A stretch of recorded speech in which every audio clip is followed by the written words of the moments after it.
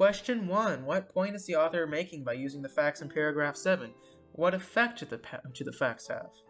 So, Rosen states that cosmetic surgery has become a lucrative industry, much so that fringe practitioners will advertise businesses like, I could do the exact same surgery for a lower price, and they'll target these lower income patients. So one such, Mariah Cruz, goes to get this tongue lesion taken out at a lower price as other surgeons, and she ends up dying because of the botched procedure, probably the anesthetics that this surgeon used.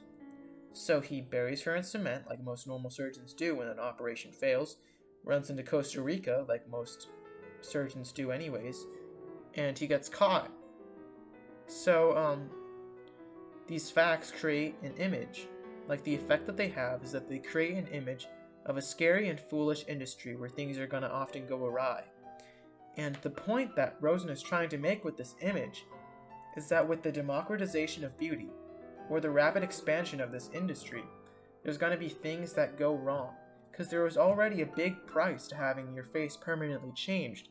But now that these fringe practitioners are killing lower income patients, people without... Question 2. What contradiction is made in paragraph 8? What effect does it have on the author's ideas? So, when Rosen says, despite the risks, demand grows and continues to trickle down the social scale, that statement, it means that even though these risks, stated in the last paragraph, can literally kill people, people are going to get it anyways. And this might directly tie in to the democratization of beauty, how as the availability rises, people are getting these surgeries. However, the means of the surgery doesn't change.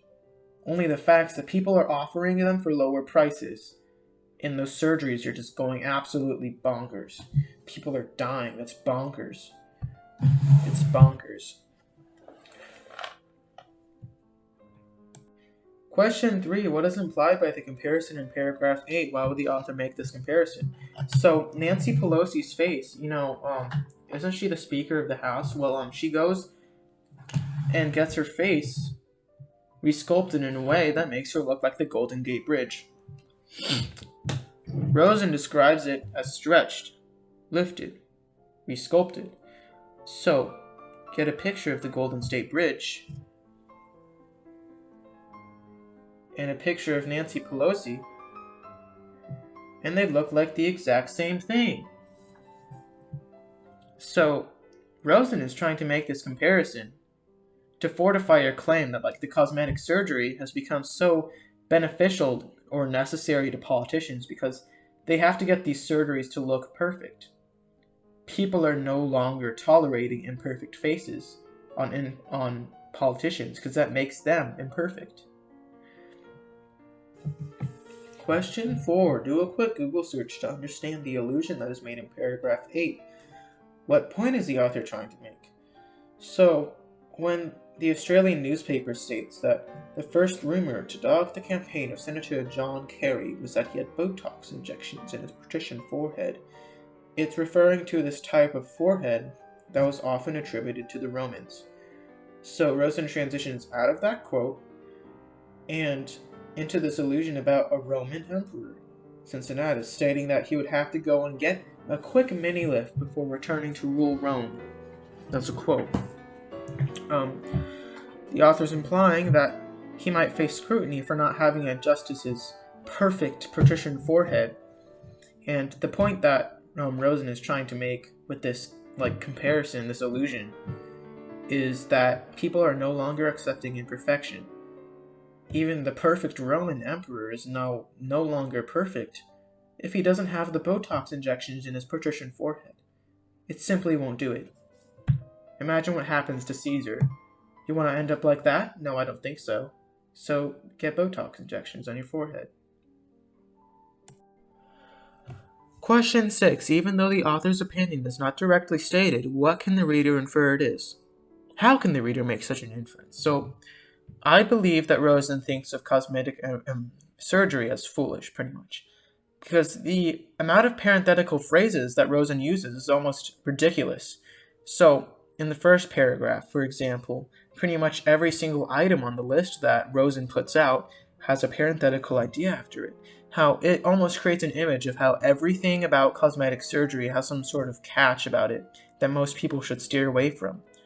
Like, the democratization of beauty has 3 different catches to it. Like, it might be becoming available to everyone, but with that becomes this greater image of American imperfection and how people just can't tolerate it anymore. Everyone's getting cosmetic surgery, and now the image of an imperfect face or an unadjusted face has become suddenly unacceptable to the common eye.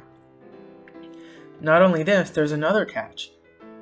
People are dying. So that's not that hard to realize that obviously there's some pretty major side notes to cosmetic surgery being democratized and how it's becoming more affordable, but people are being buried in cement because the surgeons are bad at it. Question 7, identify minor claims. So in paragraph 7 to 12, this section that I'm covering, a minor claim that Rosen has is that as beauty becomes democratized, more foolish decisions are going to be made.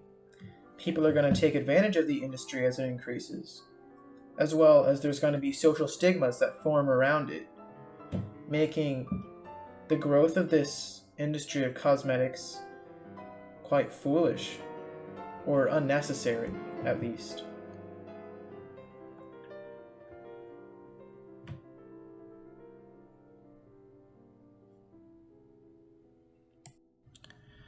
Okay, so vocab. Lucrative can be synonymous to profitable or attractive, so it's become a lucrative industry. It's very rewarding. There's a high demand for it, so obviously you're going to get paid well for doing it, even if you're like a fringe practitioner, which leads to my second word, fringe.